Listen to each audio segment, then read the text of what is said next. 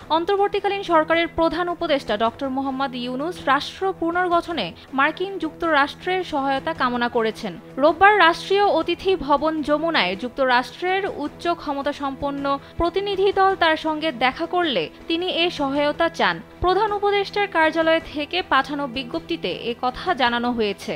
এতে বলা হয়, প্রধান উপদেষ্টা রোববার দেশের পুনর্গঠন, গুরুত্বপূর্ণ সংস্কার এবং চুরি হয়ে যাওয়া সম্পদ দেশে ফিরিয়ে আনতে যুক্তরাষ্ট্রের সহায়তা চেয়েছেন।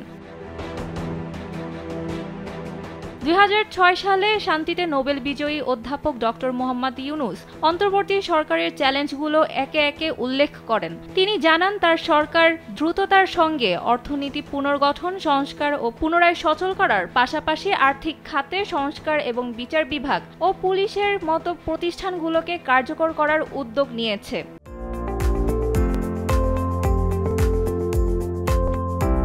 বৈঠকে প্রধান উপদেষ্টা বলেন, বর্তমান সময়টি বাংলাদেশের সবার জন্য অত্যন্ত গুরুত্বপূর্ণ এবং দেশের ইতিহাসে তাৎপর্যপূর্ণ মুহূর্ত। ছাত্রদের নেতৃত্বে সংঘটিত অভ্যুত্থান সম্পর্কে ডক্টর ইউনূস জানান, এই বিপ্লব বাংলাদেশের নতুন আশা জাগানিয়া যুগের সূচনা করেছে। যুক্তরাষ্ট্রের প্রতিনিধি দলের কাছে অন্তর্বর্তী সরকারের গৃহীত সংস্কারের রূপরেখা তুলে ধরে জানান প্রধান উপদেষ্টা, তার সরকার দায়িত্ব নেওয়ার মাত্র কয়েক সপ্তাহের মধ্যে ভোট কারচুপি প্রতিরোধে নির্বাচন কমিশন সংস্কার এবং বিচার বিভাগ, পুলিশ, জনপ্রশাসন, দুর্নীতি দমন কমিশন ও সংবিধান সংশোধনের লক্ষ্যে ৬টি কমিশন গঠন করেছে।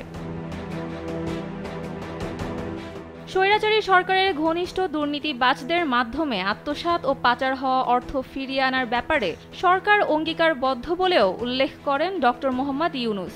অন্তর্বর্তী সরকারকে দুর্নীতির মতো বড় চ্যালেঞ্জ মোকাবিলা করতে হচ্ছে উল্লেখ করে তিনি জানান, দেশের মানুষ দুর্নীতির গভীর সমুদ্রে নিমজ্জিত ছিল।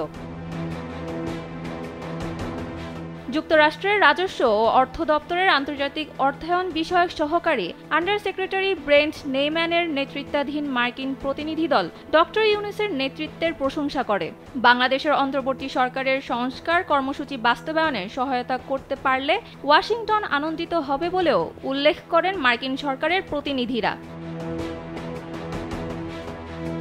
বৈঠকে কর্মকর্তারা জানান, ডক্টর ইউনূস সরকারের বাস্তবায়নাধীন সংস্কার কর্মসূচিতে তারা প্রযুক্তি ও আর্থিক সহায়তা দিতে আগ্রহী।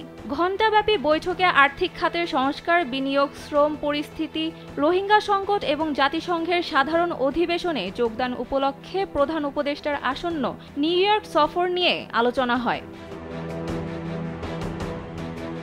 ব্রেন্ট নেইম্যানের নেতৃত্বে মার্কিন প্রতিনিধি দলে আরও ছিলেন যুক্তরাষ্ট্রের দক্ষিণ ও মধ্য এশিয়া বিষয়ক সহকারী পররাষ্ট্রমন্ত্রী ডোনাল্ড লু, যুক্তরাষ্ট্রের সহকারী বাণিজ্য প্রতিনিধি ব্রেন্ডন লিঞ্চ এবং মার্কিন ট্রেজারি ডিপার্টমেন্টের পরিচালক জেরড ম্যাসন। সানজিদা ইসলাম, কালবেলা।